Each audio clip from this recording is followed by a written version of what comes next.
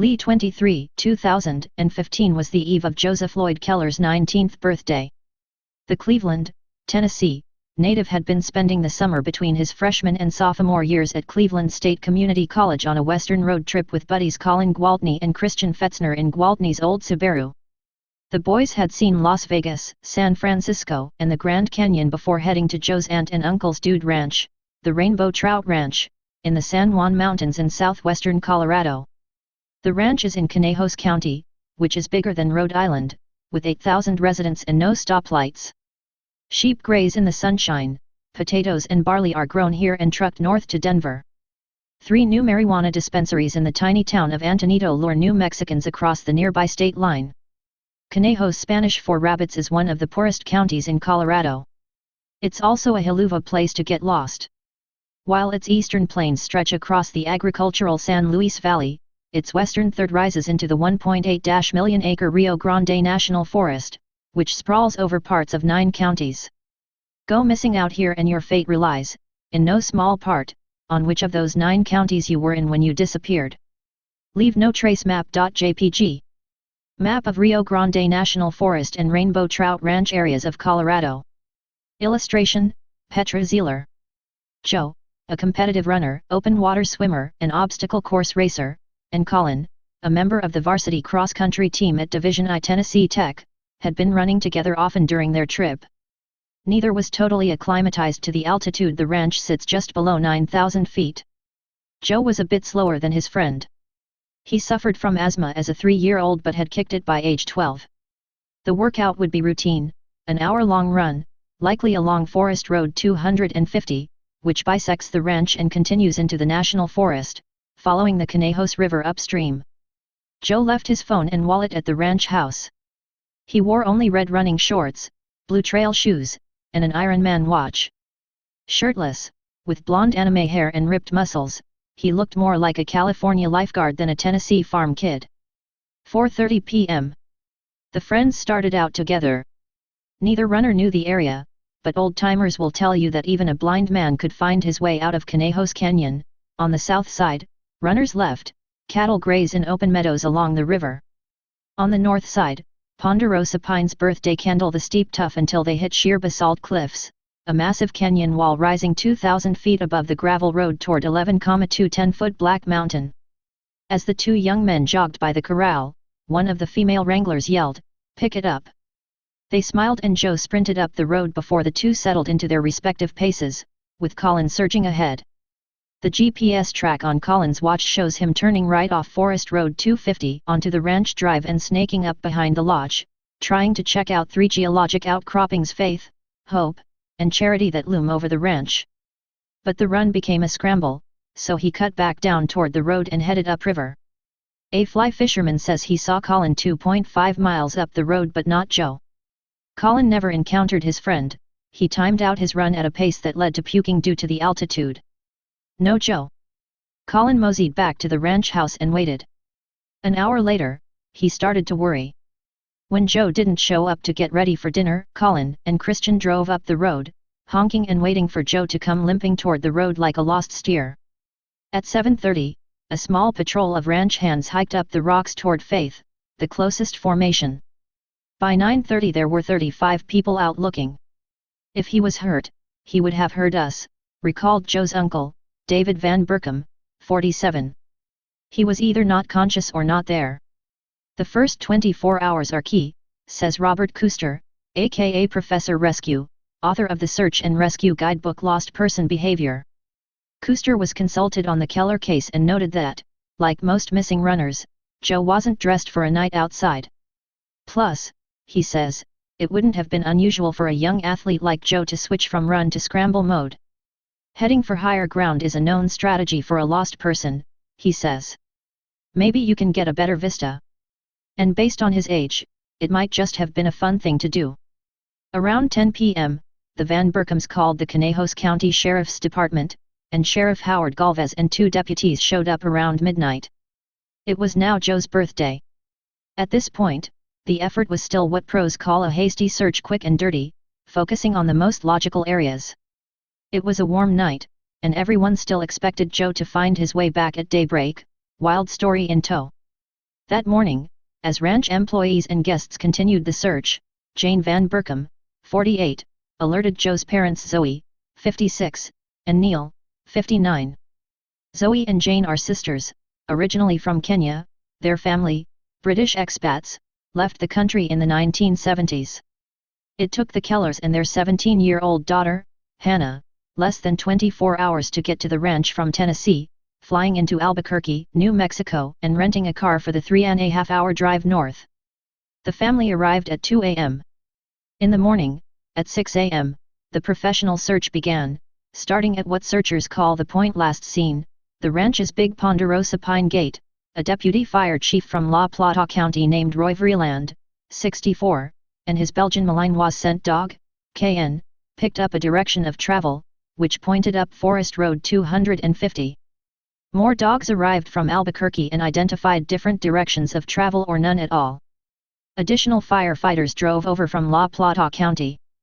Everyone on the ground, as is largely the case with search and rescue, were volunteers.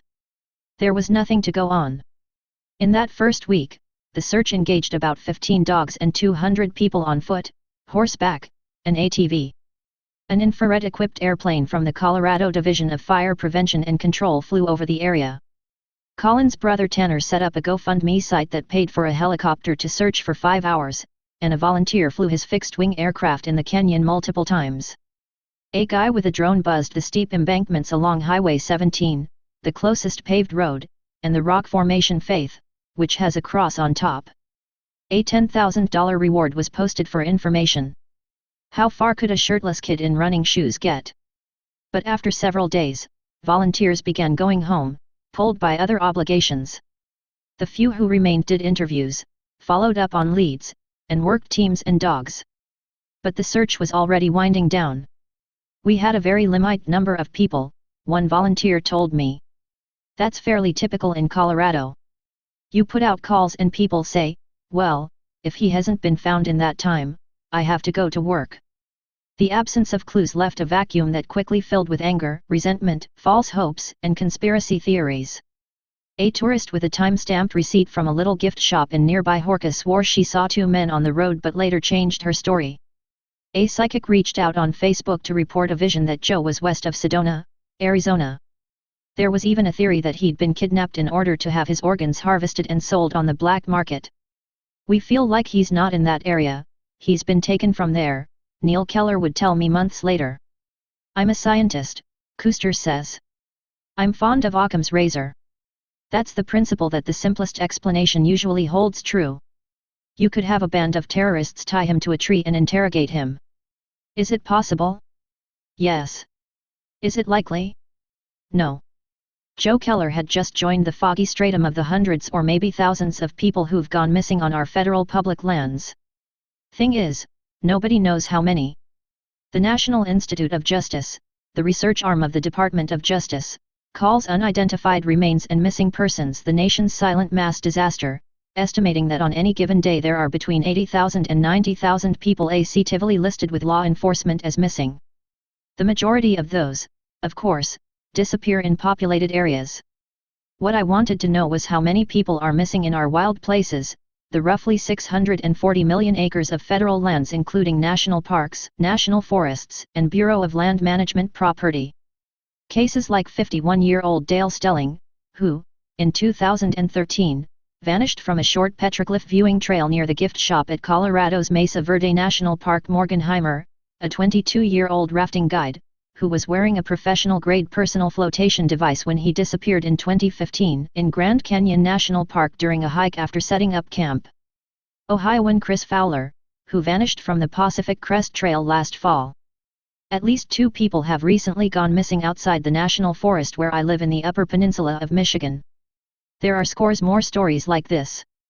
The Department of the Interior knows how many wolves and grizzly bears roam its wilds. Can't it keep track of visitors who disappear? But the government does not actively aggregate such statistics.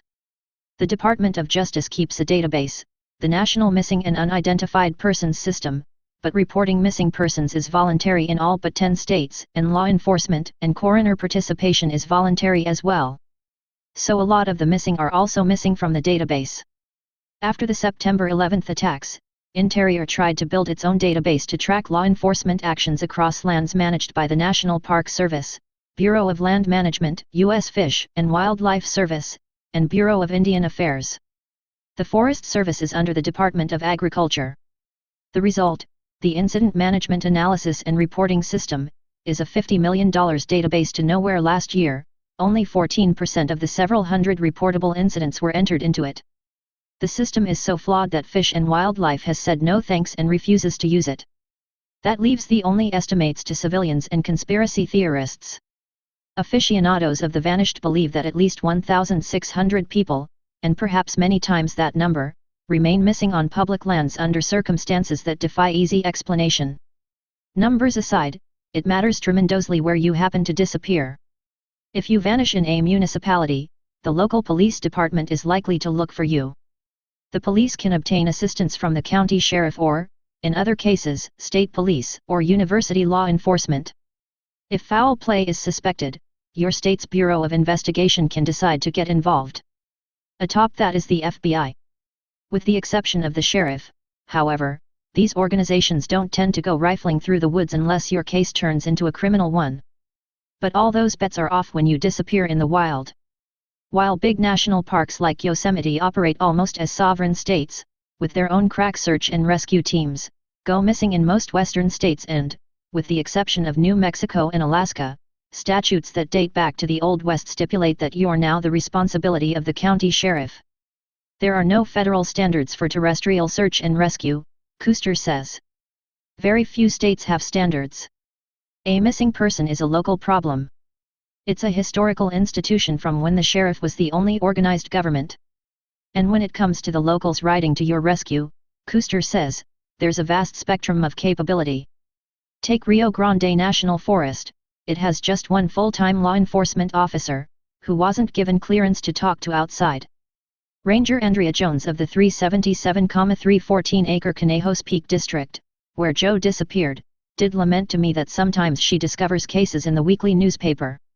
On occasions when we initially learn about a search and rescue in the forest from the local media, she explained, it's difficult for us to properly engage, communicate, and offer available knowledge or resources. But wherever you are, once a search goes from rescue to recovery, most of those resources dry up. On August 4, 2015, after Joe had been missing for 13 days, Sheriff Galvez pulled the plug on the official search. What had begun as a barnyard musical was now a ghost story. The river already dropping quickly had been searched and ruled out. Dog teams had scratched up nothing. Abandoned cabins had been searched and searched again. I mean, we checked the pit toilets at the campgrounds, we did everything, Galvez said. We even collected bear crap. We still have it in the evidence freezer. Galvez had been elected sheriff only 9 months earlier, and while he had years of law enforcement experience, he had no background leading search and rescue operations. One responder told me that by the time he arrived on the second day of searching, tension was already rising between Keller and Sheriff Galvez. Keller felt that Galvez wasn't doing enough, Galvez felt that Keller was in the way, barking orders and criticizing his crew. When dogs and volunteers start to go back to their lives and the aircraft return to the hangar, a missing persons search can look eerily quiet. For a lost person, the response is limited to 5 days on average, Keller told me. There needs to be a plan for applying resources for a little bit longer. The Keller family hired 2 private investigators, who turned up nothing. Zoe Keller told me that it was a waste of $800 a day. One of the investigators told me he'd never had a case with less to go on. The reward was raised from $10,000 to $25,000 and then to $50,000, but as David Van Berkom said, there just isn't a sniff of anything. 2 weeks after Joe's cold vanish, Alamosa County Undersheriff Sean Woods, who had been called in to assist by the Colorado Bureau of Investigation, told Keller about a tracker he knew named Alan Duffy. A 71-year-old surgical assistant, Duffy became interested in bloodhounds when his 21-year-old brother, David, disappeared in the northern Sierra Nevada in 1978. He was found dead of gunshot wounds 6 weeks later. Duffy has since taken his dogs to search John Benet Ramsey's neighborhood and to track stolen horses in Wyoming. Calling in Duffy was a wild card, as are so many things in a case like this. On August 15, Duffy loaded 3-year-old R.C. named after Royal Crown Cola, on account of his black and tan coat into his Jeep and drove 300 miles from Broomfield, Colorado, to the Rainbow Trout Ranch. A deputy gave him a scent item, one of Joe's used sock liners. "That's as good as underwear," Duffy said. "Duffy will tell you that bloodhounds are out of fashion. They fart and they drool," he said. "They're susceptible to disease, they die young, and you can't let them off a lead under any circumstances. Everybody wants a shepherd," he says. "But going old school has its advantages. Who's gonna find you? It's not a shepherd. It's not a Mexican Chihuahua. It's not a pig. You know how they say a great white shark can smell a drop of blood in water 5 miles away? That's a bloodhound. R.C's trigger word to sniff for a living person, as opposed to human remains, is find. For search and rescue assignments, RC wears his orange harness, with Duffy holding the lead.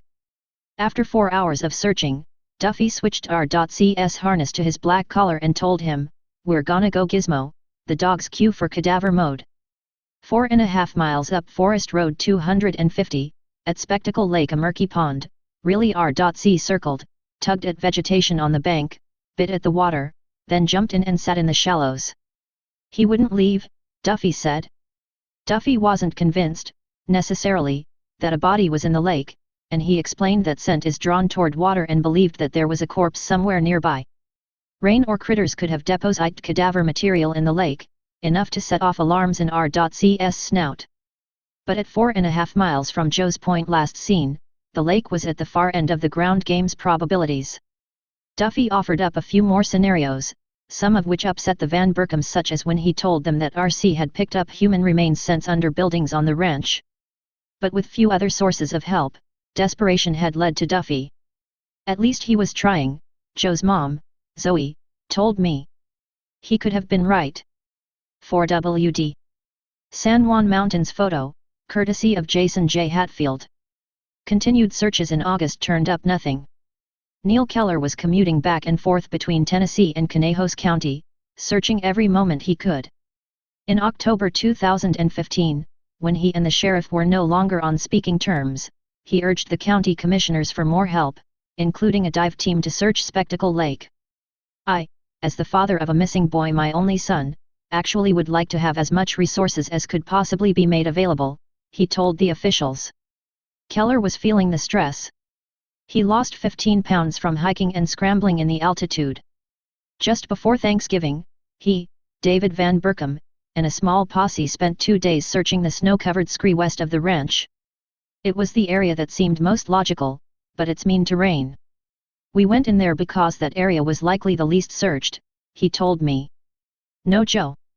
Keller would have to spend the long Colorado winter still not knowing. The canyon now belonged to the snowmobilers and coyotes. Next season's fly fishers and ranch guests wouldn't show up in any numbers until the snow melted in spring. I first stepped through the missing persons portal back in 1997, when researching updates on Amy Roe Bechtel, a runner who'd vanished in the Wind River Range of Wyoming, where I lived. My intrigue only grew. I tend toward insomnia and the analog, and each night in bed I listen with earbuds to Coast AM on a tiny radio. The program, which explores all sorts of mysteries of the paranormal, airs from 1 to 5 a.m. in my time zone. It's syndicated on over 600 stations and boasts nearly 3 million listeners each week. Most of the time, the talk of space aliens and ghosts lulls me to sleep, but not when my favorite guest, David Paulides, is at the mic. Paulides, an ex-cop from San Jose, California, is the founder of the North America Bigfoot Search. His obsession shifted from Sasquatch to missing persons when, he says, he was visited at his motel near an unnamed national park by 2 out-of-uniform rangers who claimed that something strange was going on with the number of people missing in America's national parks. He wouldn't tell me the place or even the year, for fear the Park Service will try to put the pieces together and ID them. So in 2011, Paulides launched the Canam Missing Project, which catalogs cases of people who disappear or are found on wildlands across North America under what he calls mysterious circumstances.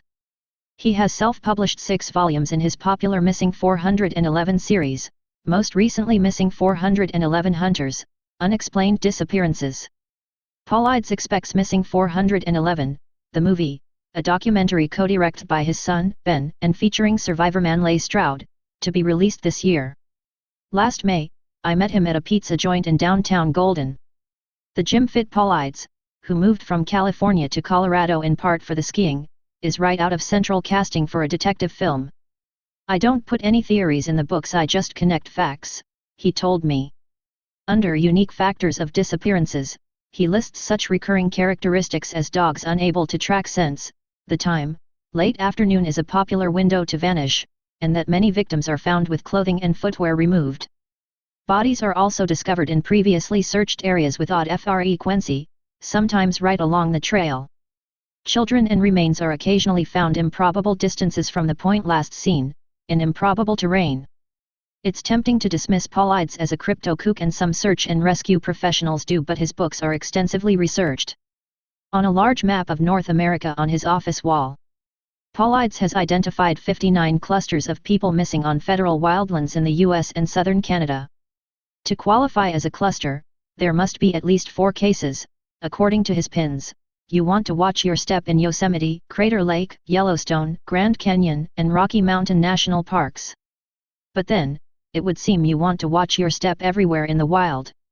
The map resembles a game of pin the tail on the donkey at an amphetamine-fueled birthday party. Paulides has spent hundreds of hours writing letters and Freedom of Information Act requests in an attempt to break through National Park Service red tape. He believes the Park Service in particular knows exactly how many people are missing but won't release the information for fear that the sheer numbers and the ways in which people went missing would shock the public so badly that visitor numbers would go down. Paulides brought along a missing persons activist named Heidi Streetman, an affiliate faculty member at Denver's Regis University who teaches research methods. After reading the Missing 411 series, she became frustrated that there was no searchable database for families of the disappeared. In 2014, she floated a petition titled "Make the Department of the Interior Accountable for Persons Missing in Our National Parks and Forests." It now has over 7,000 signers, with a goal of 10,000. Streetman, a spirited 56-year-old who spent her childhood camping all over Colorado, is beset with the case of Dale Stelling, a 51-year-old Texan who vanished on Mesa Verde's Petroglyph Point Trail on a 100-degree Sunday afternoon in June 2013. The trail is rated moderate, but it was hot and Stelling didn't have water. At the petroglyphs, where he was last seen, there is an intersection with an old access trail, where his wife, Danian, believes he may have left the main trail. If there was a way to get lost, Dale would find it, she says. But even if Stelling had taken the wrong, overgrown path, he surely would have realized his mistake and backtracked. Maybe he collapsed in the heat. But rangers searched that area extensively on foot, with dogs, and in helicopters with firefighting crews. They sent climbers rappelling down cliffy areas and collected a whole trunk's worth of knapsacks, cameras, purses, wallets, water bottles, and binoculars, none of them Stelling's. The park superintendent, Cliff Spencer, a 32-year Park Service veteran, still holds search and rescue training exercises in the area, just in case they come across a clue. "The thing that gets me," he told me, "is in all my years with the Park Service, I don't recall 5 cases like this." It's not likely that legislation would help the Stelling family, but an amendment to an existing law recently made it easier for volunteer search and rescue outfits to access federal wildlands with less red tape. The issue of permit approval is largely one of liability insurance, but the Good Samaritan Search and Recovery Act of 2013 expedited access for qualified volunteers to national parks and forests, and now they can search within 48 hours of filing the paperwork. More such laws would make things easier for experts like Michael Niger, 63, a retired Michigan State Police detective who now specializes in backcountry search and recovery. Niger lauds Streetman's database and wants to take it further. He'd like to see a searchable resource that gives volunteers like himself the same information that government officials have, including case profiles, topo maps, dog tracks, and weather. On February 4, 2016, Keller went to Denver to attend a ceremony for the inaugural Colorado Missing Persons Day. With families of the missing gathered around them, legislators passed resolutions creating the annual event. Keller stood in the Capitol, listening as his son's name was read aloud. It was one of 300. In late May 2016, I visited Conejos County. A month earlier, Two Antonito men had been reported overdue from a camping trip to Duck Lake, less than 3 miles southwest of the Rainbow Trout Ranch, during a spring storm that dumped 2 feet of wet snow. Teams were called in from Mineral and Archuleta counties, along with the Wolf Creek Ski Area Ski Patrol, based 100 miles west on Highway 17. One of the men managed to struggle back to Horka. The ski patrol eventually found the frozen remains of the other. The search had also resumed for Joe. Earlier in May, more than 30 volunteers, including Keller, Colin, and 11 dogs from the nonprofit Colorado Forensic Canines, had spent about a week crisscrossing Conejos Canyon. The mission was to either find a needle in a haystack or to significantly reduce the probability that the youth was in a 2.9-mile radius of the point last seen. The search was organized by the John Francis Foundation, a Minnesota nonprofit that, since 2007, has helped more than 40 families with loved ones missing on public land. It was created by David Francis, a retired Naval Reserve captain, after his 24-year-old son, John, disappeared in Idaho's Custer County in 2006. John's body was found in a deep ravine the next year by paid members of the Sawtooth Mountain Guides. Custer County is the size of Connecticut, Francis says. The search and rescue budget was $5,000. If you go missing in a poor county, you're gonna get a short, somewhat sloppy search. In my mind, that's the national disgrace. Everybody knows someone with cancer. But it's a minority who knows someone gone missing. The May search for Joe turned up no sign. But bushwhacking off the Duck Lake Trail, about 3.5 miles southwest of the ranch, Keller and Gwaltney came upon a sleeping bag, a cook pot, a tarp, and some bug spray, the gear of the lost campers. One sunny afternoon, I went looking for Sheriff Galvez and found him outside the Conejos County Jail, on the north side of Antonito, directing inmates in orange jumpsuits as they planted flowers. He wore jeans and a gray canvas shirt, with a pistol on his belt and reading glasses propped on thick salt and pepper hair. It was clear that he'd rather orchestrate landscaping details than talk with the press, but who can blame him? The department has taken a beating on Facebook, websleuths.com, Dateline, and the Chattanooga Times Free Press. It would be one of our only conversations as this article went to press. Galvez didn't return repeated calls and emails from outside. It's been a rough year and a half, he told me. After the Keller search and the hunt for the Duck Lake campers, he said, I don't agree that I should be in charge of search and rescue on federal lands.